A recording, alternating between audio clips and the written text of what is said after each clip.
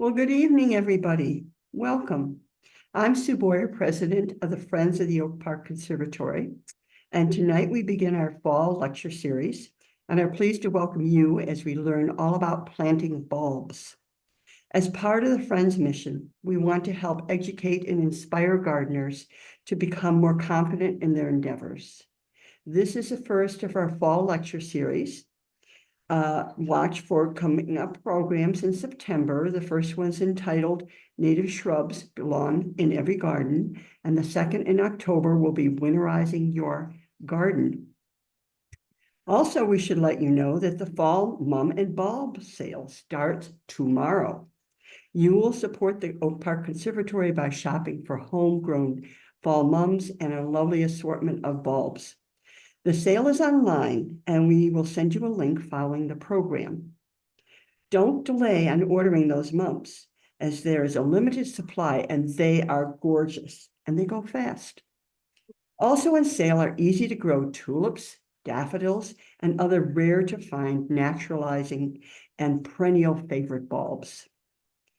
Now it is my pleasure to introduce our special guest this evening. You may know of Patty Staley from your visits to the conservatory. Patty is the Director of Horticulture and Conservatory Operations for the Park District of Oak Park. She holds a bachelor's degree in plant and soil science from Southern Illinois University and has worked in the green industry for 25 years.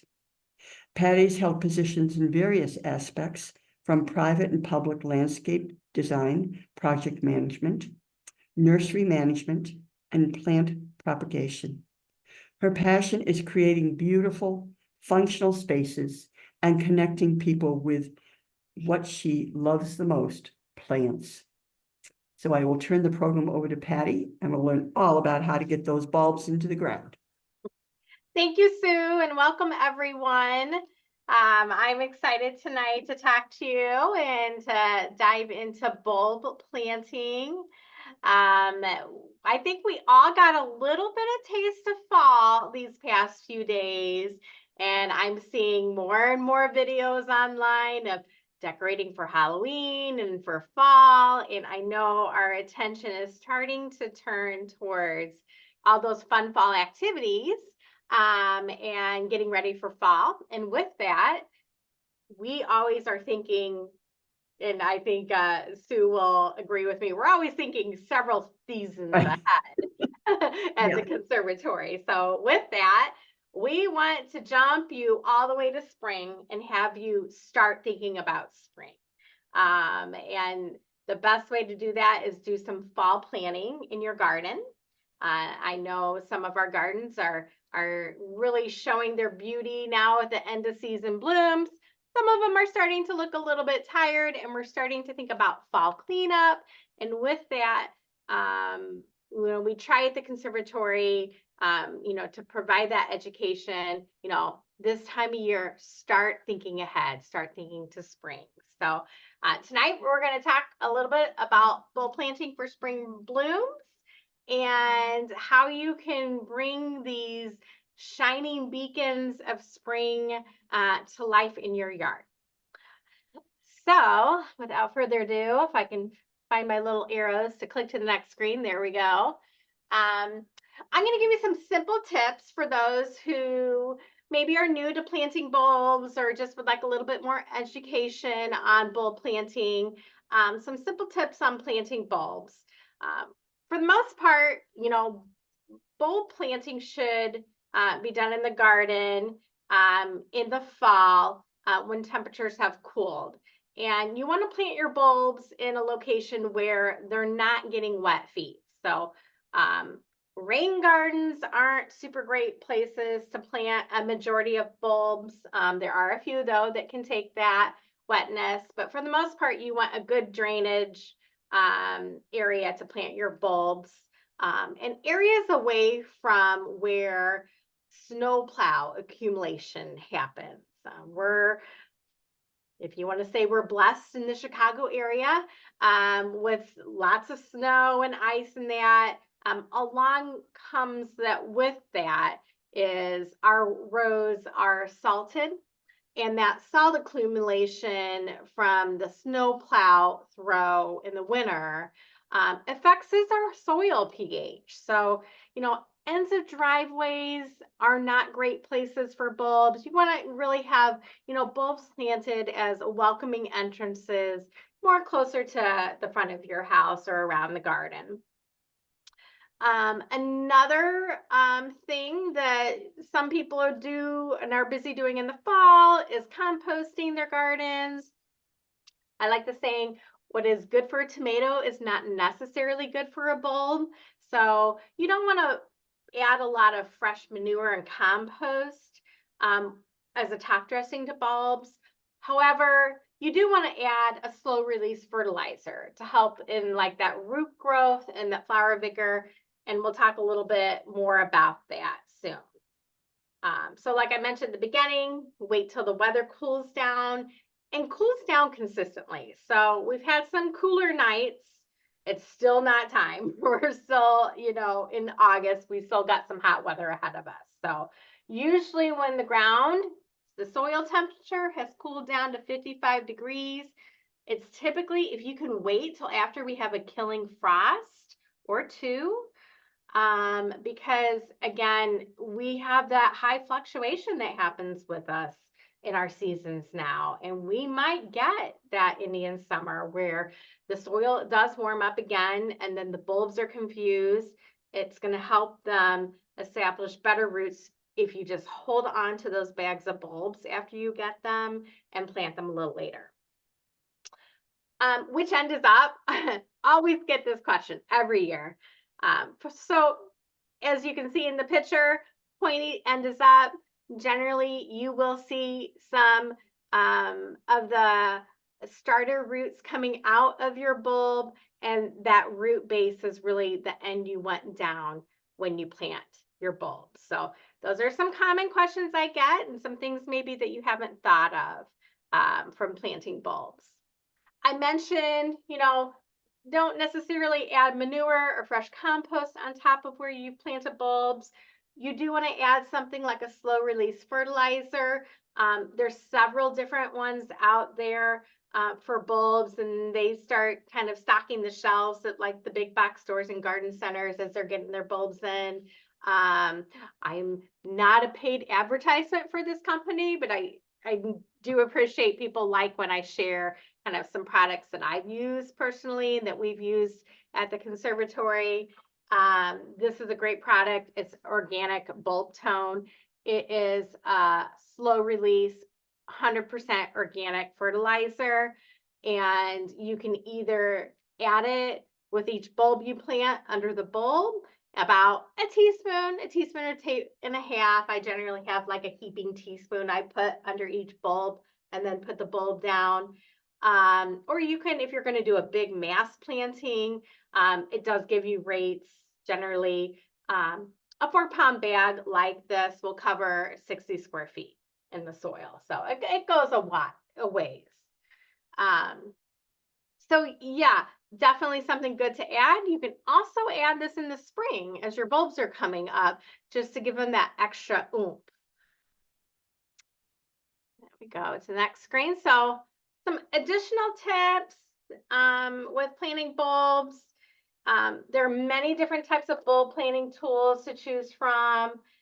Definitely it's based on a personal selection on kind of the physical ease you want to have planting bulbs. There's hand trowels, there's dibbers, which is that middle tool in the picture. If you've got a really good loose organic soil, I like that dibber. It's just a nice, quick, easy thing. Sometimes the augers, even though they have that conception that, they're going to help you save time, they can take a lot of wear and tear on the body by operating that power tool. If you don't necessarily like to get down on your hands and knees, there are long-handled bulb planters, and it's really just a matter of personal preference, what you want to use. This is a good picture, maybe just screenshot, and I know we are recording this. One of my favorite charts, planting depth and spacing. Typically on your bulb package, on the back, you will have guides of how deep to plant your bulbs, but I always print this out when I'm planting bulbs in the fall just to have, by my side or in my basket with my bulbs. Um, General rule of thumb is you're going to cover each bulb, anywhere 3 to 4 inches of soil. There's a common misconception that the smaller bulb, you put less soil on the top and is more at the surface.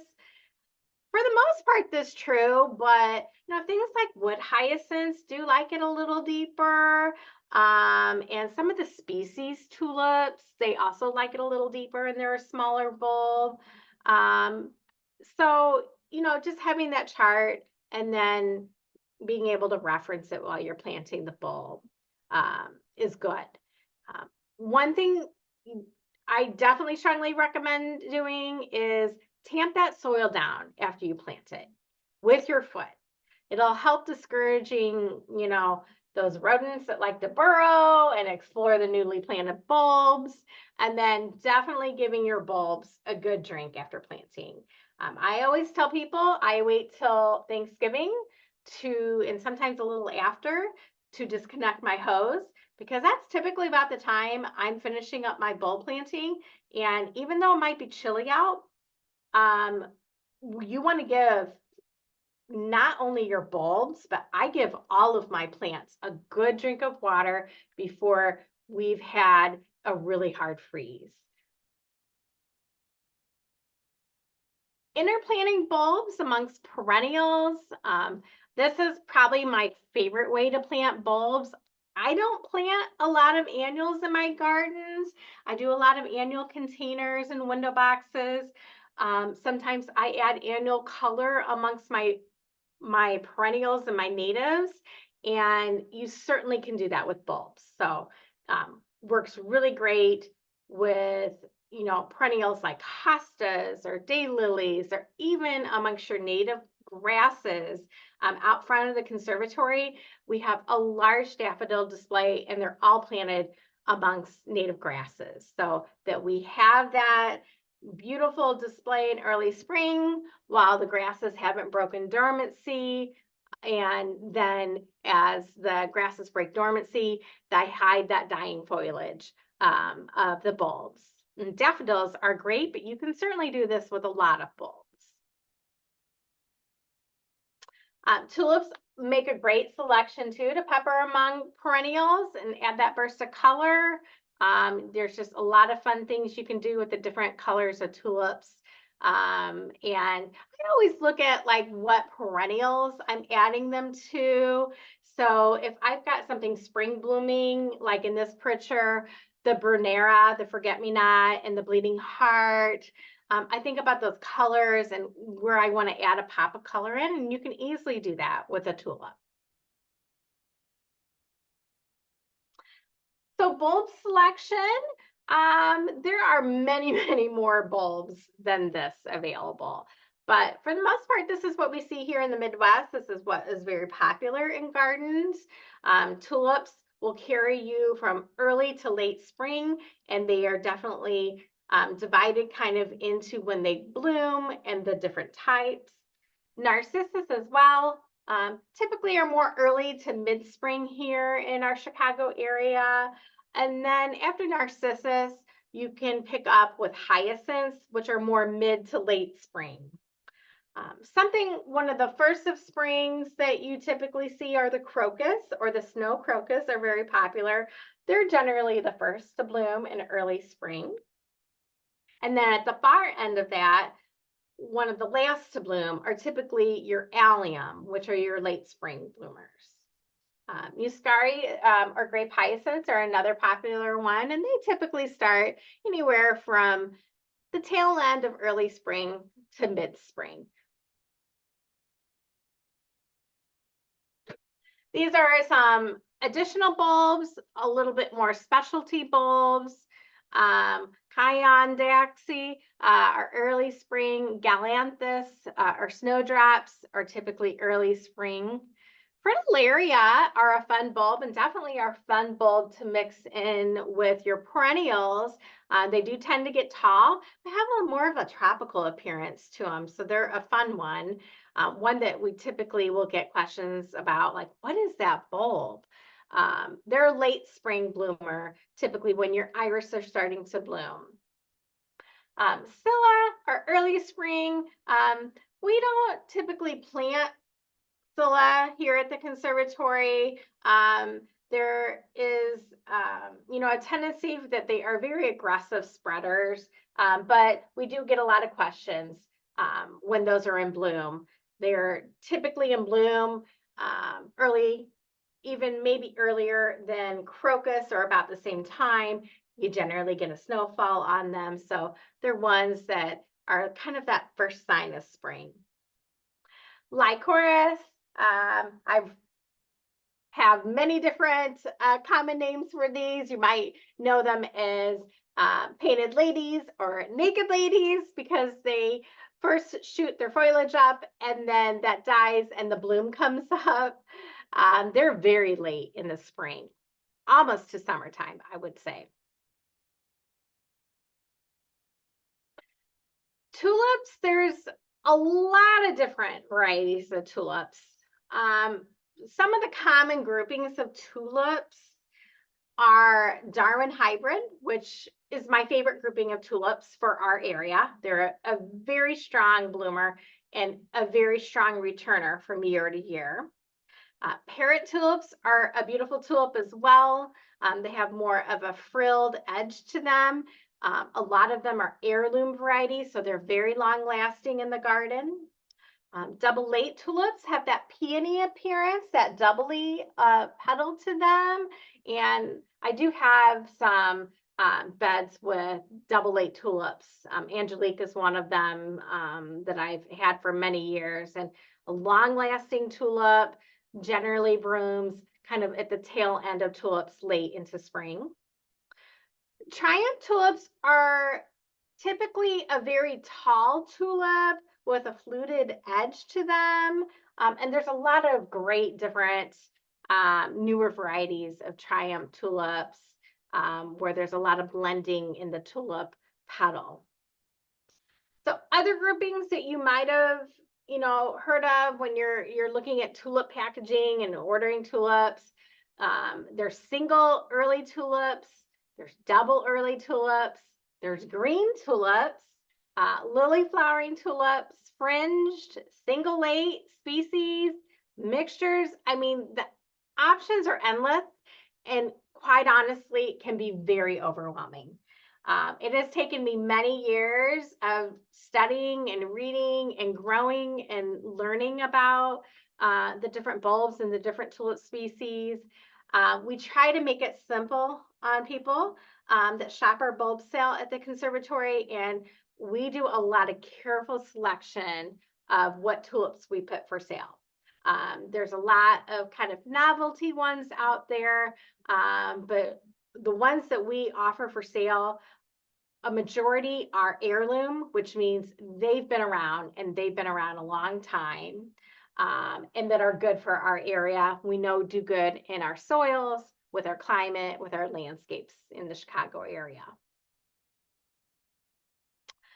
Some of my favorites, and it's really hard to pick favorites, but I did change this up this year. Last year I had some different favorites, but some of them are returners.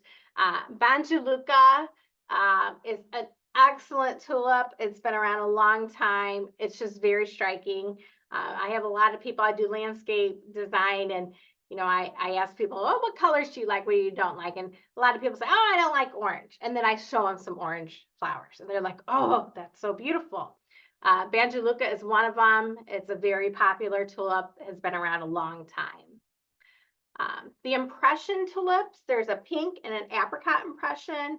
They just have a great big tulip bulb flower head to them. And again, another one that is just a tried and true tulip, been around a long time, is long lasting. Orange Van Eyck is another one of the popular tulips that has been around a long time. And then Queen of Night And I find that Queen of Night is one that people either love it or they hate it.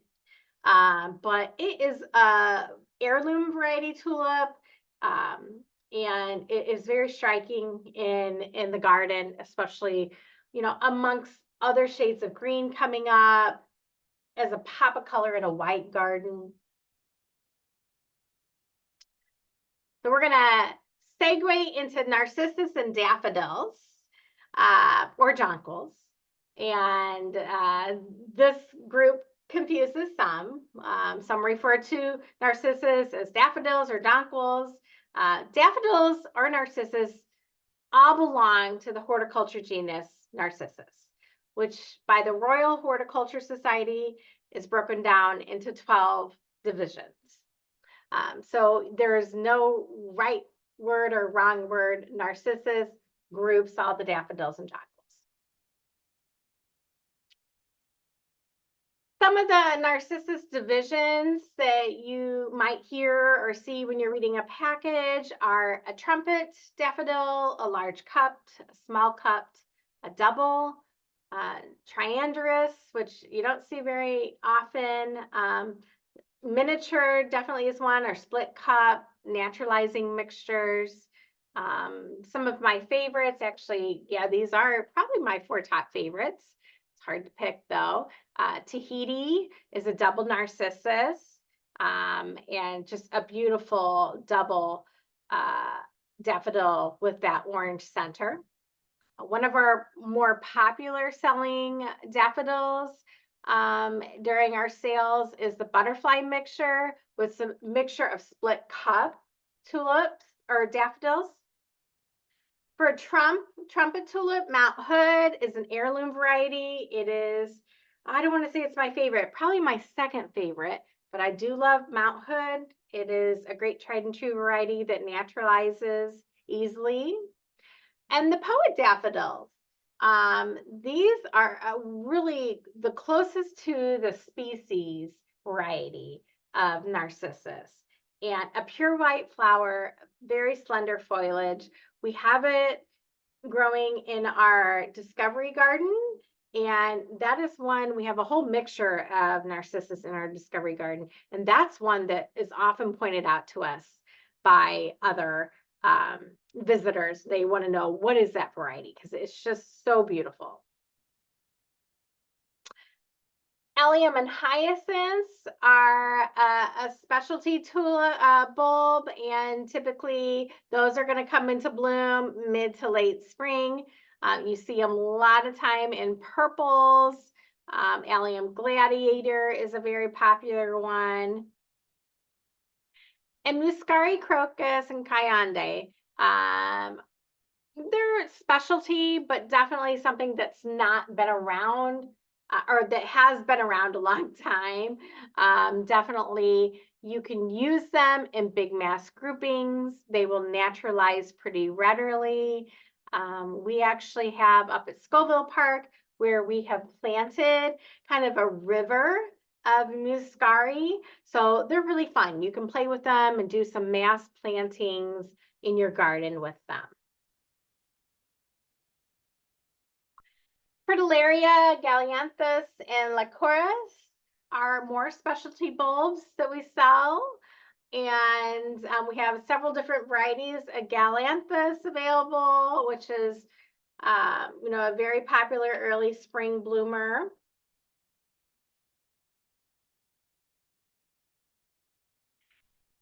And bulbs for pollinators. So I'm definitely big native enthusiast, a big proponent of using natives. But I also use other plants in my gardens, like many of you do as well, I'm sure. And I still feel like I'm supporting pollinators with some of these bulbs. And you can frequently find visitors of pollinators to these early spring bloomers. So, when pollinators are waking up from the winter hibernation, they're like literally starving, and they need that protein-rich nectar. Spring blooming bulbs can help provide that amongst your natives and other great perennials in your garden. So I did list some rich nectar species bloomers down below.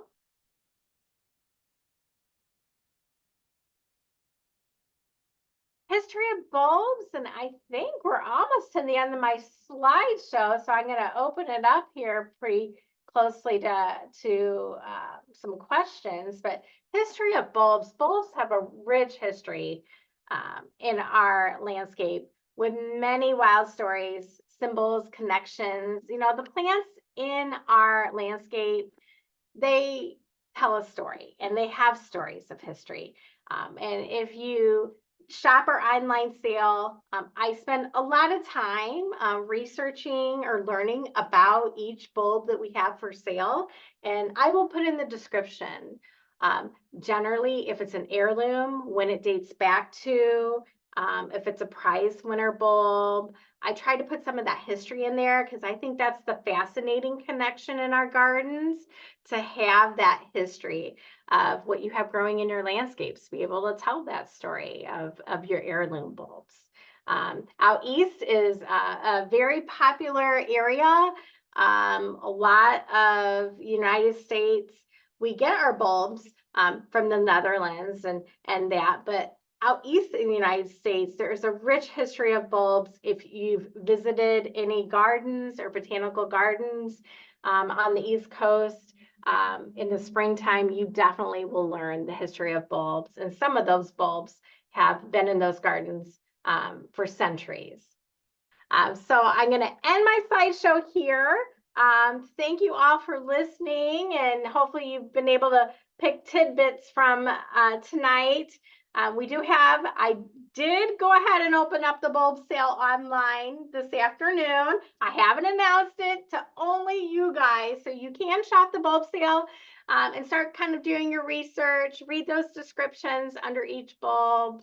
And we're always happy to answer questions at the conservatory about bulbs or any other plants you might have grown in your garden. Great. Hi, Patty. It's Judy. Thank you Hi, so Judy. much for your presentation. Fantastic. So we have just a small group on our Zoom tonight, and maybe we just open it up to the folks, and we can see you, and you guys can turn on your cameras and ask your questions. I'm happy to get us started with the first one that Jen C asked, which was any tips for overwintering bulbs and containers in the garage? Is that a thing, lifting your bulbs? When would you do that? How do you do that? Can you give us some thoughts on saving your bulbs? Yeah, for sure. So overwintering bulbs. So if you want to plant bulbs in containers, you certainly can do that. I do that at my own home. You do want to make sure that it's a deeper container. Typically window boxes, shallow window boxes where you're only going to get maybe like 4 inches of soil, are not great. They freeze a little bit harder. But deeper containers for sure, at least 6 inches or deeper, you can typically plant bulbs directly in, just like you would in your garden beds. Now you can certainly plant bulbs and force them and get them started earlier. And that can be done if you plant them and then put them somewhere like a garage or a cold storage, and then you bring them inside and wake them up a little earlier. And we do that here at the conservatory. So it takes a little bit of foresight and some planning, but they do need a cold period to force, and it depends on the bulb how long it needs. Okay, that's exciting. Gen C, keep us posted if you end up doing that. I'm really curious to see how it goes. Christian did ask a question about the fertilization. If you are fertilizing, does it attract rodents? She's got some issues probably. I'm not sure where she lives, but feel free to unmute, Christian, if you want. Hi, I live in Oak Park, and Oh, okay. I noticed at the end of my yard with all the construction over the past couple of summers, I've noticed rats. And I've had to actually, put stuff out. And once I have, they've gone away. But I'm just wondering if I use fertilizer if I'll attract them back. Mm. I personally haven't had experience with that. My guess is that isn't going to be necessarily what is going to attract them back of anything. When we plant bulbs in the parks, we do use a organic fertilizer. We use that one that I showed in the earlier screen, and we haven't had issues Good. per se with rodents. So Oh. it's going to help kind of build a healthier soil for you. Mhm. I don't think it's necessarily has any like ingredient in it that's going to attract them. Okay, good. Thanks. Okay, good luck with that. And I'm Yeah. gonna say, don't keep us posted on that topic, but good luck. And I hope you're planting your bulbs. Okay, so Monica is on, and she had a question about naturalizing. Can you address that? Yeah. Yeah. So there are some bulbs that are earmarked as good naturalizers. Narcissus, for the most part, all are great naturalizers. Some are better than others. The trumpet daffodils are great naturalizers, but I've also had like the split corona, that butterfly mixture that has naturalized well. More of the specialty bulbs on that end. Muscari is a great one. Tulips, for the most part, are not necessarily a great naturalizer. But that being said, they will produce little bulblets Mhm. and multiply. But for a better show of naturalizing, something like a crocus or muscari or a Mhm. narcissus, I'm sure I'm forgetting one here, are great naturalizers in the garden. So Hi, Monica, Patty. yeah, Yeah, go thank ahead. you so much. I'm actually curious. I'm not um, too knowledgeable of the subject, but what does naturalizing mean? I'm guessing in the context you mean it kind of spreads or self spreads, it creates more bulbs at its head. Is that correct? Yeah, it's gonna, they don't spread by seed. They produce little bulblets Hmm. or bulbs and will produce more from season to season. So So I do don't we know, have to separate them in that respect, or do they just do it themselves? they typically will just spread. I don't want to say like a hosta because the hosta is really kind of, formed. They'll create kind of more drifts. So they're not going to necessarily spread from point A way over here to point F. They're going to kind of go point A to point B and just kind of drift Mhm. because Got they're it. setting that bulb right off of the mother bulb. And if that mother bulb dies, would the other bulbs stay alive, or are they all connected? They typically will stay alive. Okay. Yeah. Very good. Thank you so much. Yeah. Yeah, good, great, very interesting question. Okay, oh, Christiane, we have another question. Just I don't know if I'm sorry, guys, I came on late, just multitasking. So she's asking for tips about efficiently planting bulbs. And I don't know if you went into that on your presentation, but I probably not. For efficiently planting them. Well, go ahead, Christiane. Why don't you go ahead? Yeah, I just mean it's expensive to get somebody to come to do it for you. So is there an easy way for me to, like, I saw your tools that you showed, but is there something like I can dig one hole, like right one hole and then plant them and then, which might be easier than individual holes. I don't know what it is, but I'm just looking for efficiencies. Yeah, it really depends on your garden. So if you've got like a bed where, you're just trying to do a big show and you don't have a lot of other plants going on there, it's more efficient for them to come in and actually dig up that typically it's like 3 to 4 inch layer like trench and plant them all. And I mean, I've literally done very big swaths, like even out in my lawn, or kind of not really my lawn, but it's kind of a carex kind of area where I've dug up the whole swath. I painted out kind of an organic shape, dug it up, and I literally just throw them in. I don't set them individually. They do find their way, especially if it's something like a daffodil. Yeah. And so you don't have to, if you're planting like 200, 300 Mhm. bulbs, you can really be loose about it. Okay.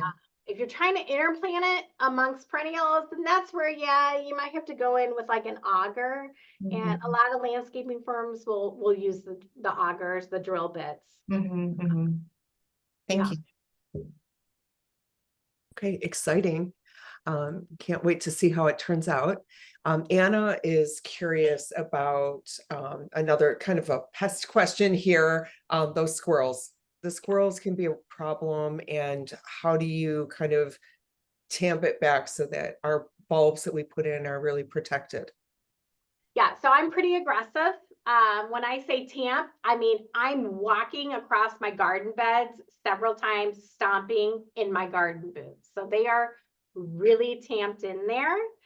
Um, Sometimes, you know, and I'm curious how this year's going to be or next spring because we've had quite an explosion of the rabbit population in our area. That rabbits tend to cause more of a problem in spring as the bulbs are coming up. Squirrels tend to be more of a problem in the fall when they're digging, and typically they're digging their acorns and they're hiding their food and they're like, oh, a bulb, and then they eat it. So if we have a bumper crop fall of acorns, that's when we've noticed a problem with the squirrels eating the bulbs. And if we have on the other end of it, if we've had a bumper spring of rabbits, then that's when we notice they're eating them as they're coming up. So Yeah, so to protect from the rabbits, like chicken wire, or what do you advise just to protect yeah, the spring blooms as they're coming up? if you are doing some like bigger plantings, I have laid the chicken wire down. Mhm. And so I plant my bulbs, I tamp the soil, I water them in, I lay the chicken wire down, and I mulch over it. So Okay. that way I can pull that chicken wire up Okay. in kind of early spring. That's one way I know people have done it. There are products out there. Rabbit Be Gone is definitely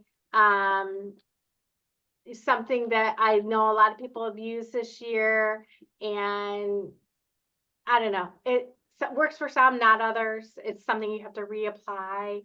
Mhm. The cayenne pepper too, the squirrels don't like it. Yeah, I typically more of a problem with something in the onion family like allium, you know, hyacinths. I had hyacinths that, you know, have just started blooming, and then I'm like, they've dug it up and it's laying on the driveway. So those tend to be more of a problem, but daffodils, not so much. Yeah, so Monica's asking if it's true that bulbs from the onion family are less likely to be eaten by animals. I don't know. I have that same theory applies to chickens because I have chickens, and my chickens ate everything in my allium, my onion family. Mm. So, I mean, I think, you know, if you approach your garden as this is a something for all to enjoy and have enough, you know, planted, don't just plant, you know, one or two of those special flowers, but maybe plant enough so that if, you know, a rabbit or a squirrel, you know, nips at one, you still have something left to enjoy. I know it's frustrating when they, you know, grab your tomatoes and you've waited all season for it, but I do feel like, you know, we kind of have to be in partnership, and this is part of Mother Nature, but that's me preaching. And, yeah. know, I think I do a lot to try to attract certain creatures to my garden, but it's hard when the balance seems off a little bit.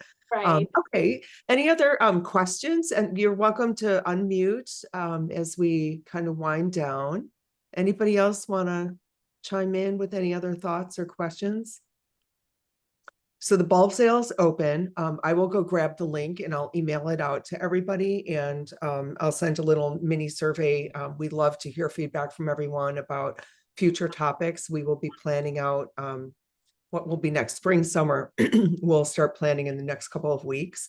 So we'd love to, hear your input. And I just want to thank Patty Staley, who is still at the Oak Park Conservatory, folks.